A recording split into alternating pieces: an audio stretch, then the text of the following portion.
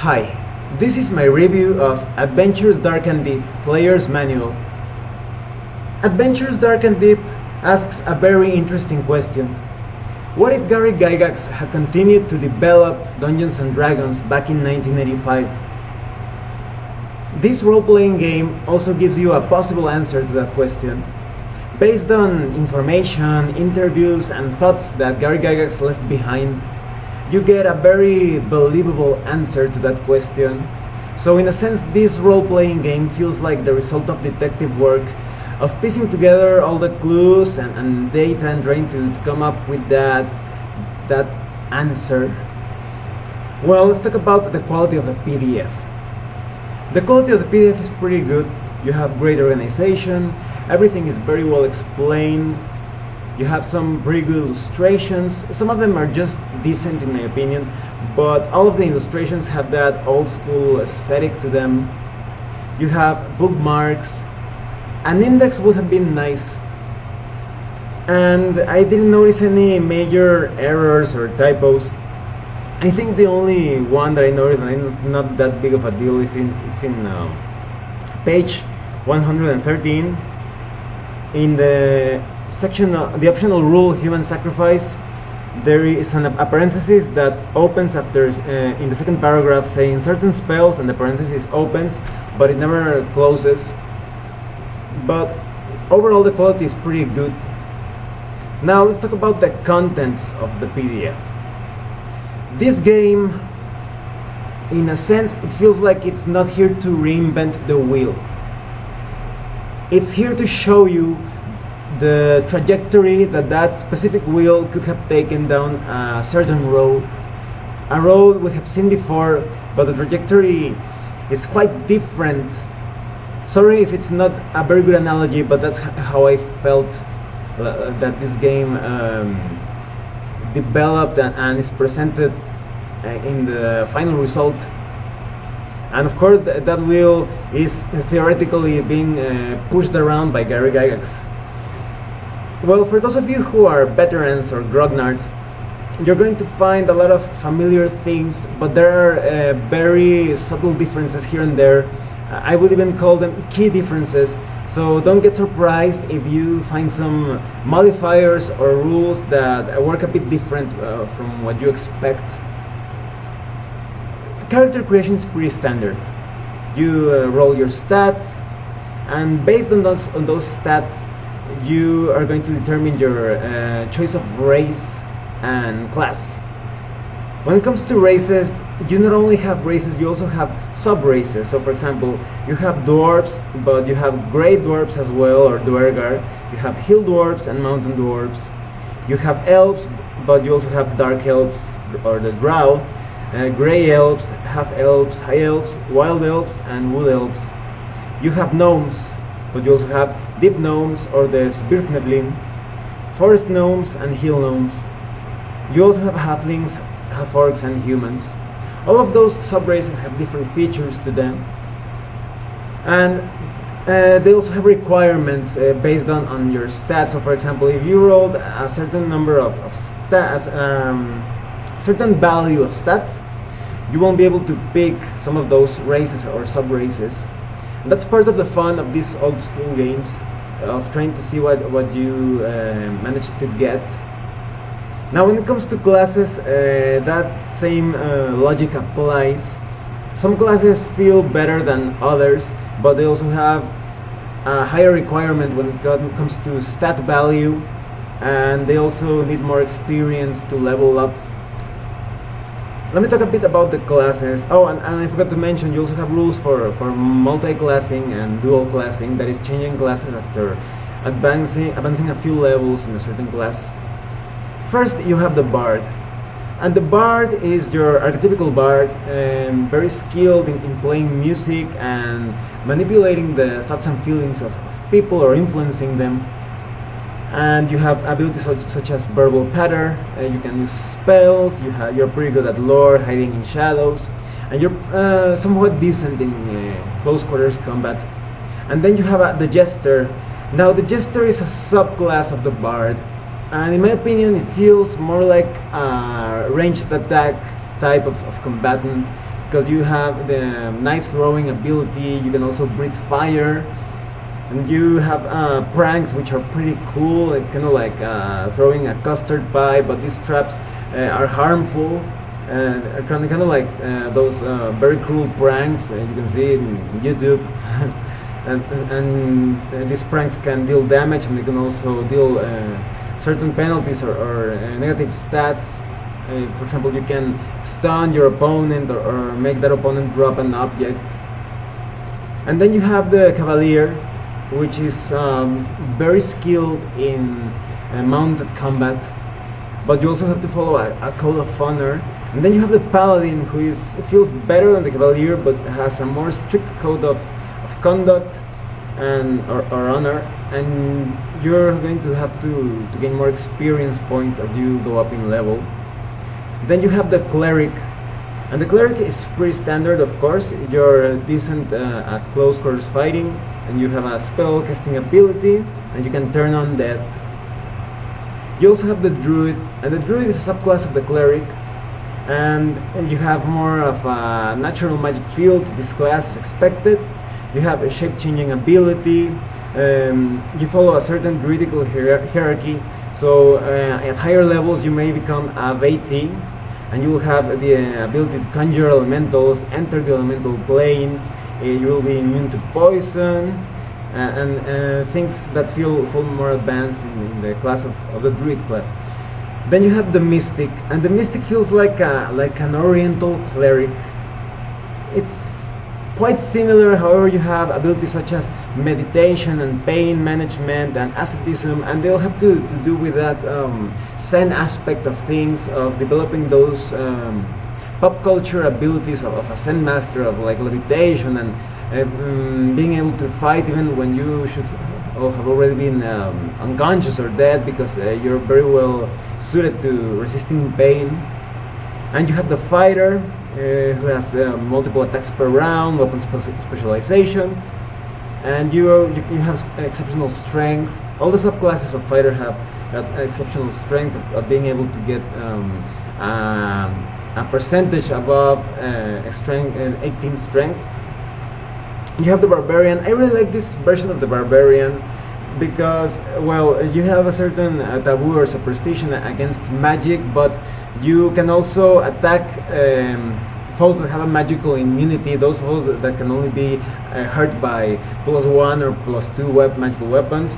You can hurt them just by being a Barbarian, and you're also pretty good at jumping, and you have this sixth sense. It feels a lot like Conan. And then you have the Ranger, who is very skilled at fighting against giants and humanoids and tracking, and you will get spells at higher levels. And then you have the Mage, which of course at higher levels becomes very powerful, and you have the ability to cast spells. The Illusionist, who is more suited to casting spells and manipulate the senses. And you have the Savant, and the Savant is a pretty interesting class. Usually the Diviner gets the short end of the stick. You're just good at divination and that's it. But the Savant is a specialist who has an edge when dealing with creatures from other planes of existence. And you also have the ability to cast some cleric spells. So it feels a lot more powerful than the average diviner. And then you have the Thief, who, as many of you know, is very good at backstabbing, at picking pockets, hiding in shadows, disarming traps. And you have the Thief Acrobat, which is kind of like a specialized version of the Thief. That is, when a thief reaches a certain level, you may become a Thief Acrobat, who is very skilled at climbing walls, tightrope walking, etc. And then you have the Mountebank, and the Mountebank reminds me a lot of Cudgel from the Dying Earth books. And it's basically a con artist, but the Mountebank is also very skilled at alchemy and obviously verbal pattern, and you also have a spell casting ability. Then you have more details about alignment, the usual stuff: lawful good, chaotic evil, neutral alignment, etc. You also have secondary skills, and secondary skills, it's in my opinion, it's a simple way to make your character more of a specialist in certain area, in certain focused tasks. However, they are quite expensive, so you must understand that this makes this game feel a bit like a slow progression type of leveling up, because they cost experience points, but because of that your character is going to get a bonus when making checks. Because as you well know, Gary Gygax was a fan of handling things with experience points expenditures. If a character was more powerful than, or a character race or a class was more powerful than the others, he could balance things out by adding this experience points expenditure. This game also has that limit where humanoids can't get all the way to level 20, only humans can do that. And I was never a big fan of this mechanic, because at higher levels, all the players that had demi-humans felt like they were getting left behind when the other players that had humans reached level 20 and beyond. However, the advantage with this version, with this game, is that you feel like the campaign tops out at lower levels. That is, you get more of a sense of achievement, or that you have all your abilities available in lower levels than in higher. Maybe that's just my perception of it, but there are some versions of Dungeons and Dragons that feel like you have to be at certain higher levels to feel more powerful. And then you have rules on combat and movement. Well, before that you also have a lot of details on how to flesh out your characters, determining your character's social class, monthly expenses, family, starting money, etc., and the effects of aging, of course. You also have a list of names for your character. You have English and French names, Norse names, Eastern European names, etc. And you have a good list of equipment, services, weapons, armor. When it comes to movement, it's a pretty standard deal, but you have some optional rules to make encumbrance a bit more simple, so you don't have to keep tracking things of keeping track of all the things that you pick up, all the treasure and other stuff. And when it comes to combat is divided in 10 segments. You roll your initiative die, which is a 10-sided die, to see in which one of those segments you are going to act. And depending on the actions you are carrying out, or the weapons you are using, or magical items, you will have a modifier to your initiative. And combat is very tactical. Positioning matters. If you are being attacked from the flank or from behind, you have certain different combat maneuvers, so you don't feel like you don't have options, because it sometimes gets really boring when the only thing you are doing is hitting and getting hit, hitting and getting hit. Here you have a lot of tactics that you can use in melee, so you're just not going to attack in hand-to-hand. You'll also be able to charge, disengage, use different combat maneuvers that could take advantage of perhaps the environment. It's pretty free form in the sense that you just have to fit your action within those 10 segments, and you can think of something that could give you an advantage, like defending and perhaps some other effects related to spells and magical items. Now, there's also, at the end you have a bunch of appendixes, and one of those is weapon adjustments versus armor type. Some games just divide weapons by like crushing, piercing, and slashing, but here every weapon feels unique. It has a certain modifier against the different types of armor. So for example, maybe you have a hand axe, and this hand axe is going to have different modifiers when attacking plate armor or mail or furs or scale armor. So everything feels how would you say it? It gives a feeling of more specifying the different bonuses and penalties you will have each time you attack with a certain weapon. I also forgot to mention that an optional class is the assassin, that is, as the name implies, quite skilled and taking the lives of others, and very good at poison, handling poison, and also has some thief specific abilities. And this game is of the THACO mechanic. You're basically rolling to hit armor class 0, so the lower your armor class the better. And that's basically how combat works. You also have rules for spells, you have new spells, and you have some modifications made or alterations to familiar spells. Some spells have stayed the same. And then you have more rules, as I was mentioned before, in about human sacrifices. So if you have an evil wizard, you can use those rules, and you have more details about magic. Well, let me tell you what I think about this game in general.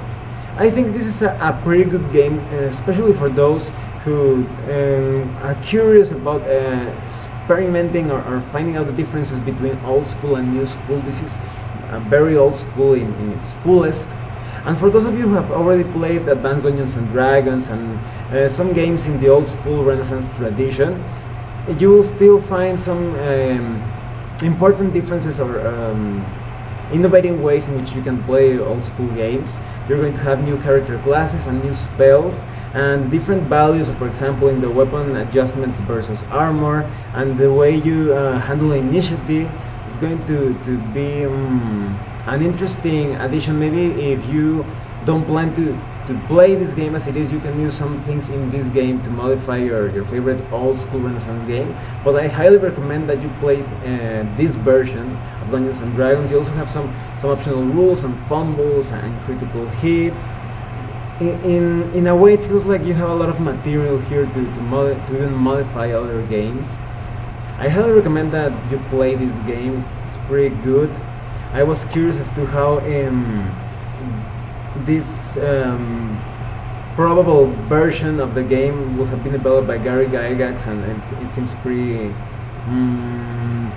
It's more fun than I expected. Well, thanks for watching my review. If you have any comments or questions, please let me know. See you later.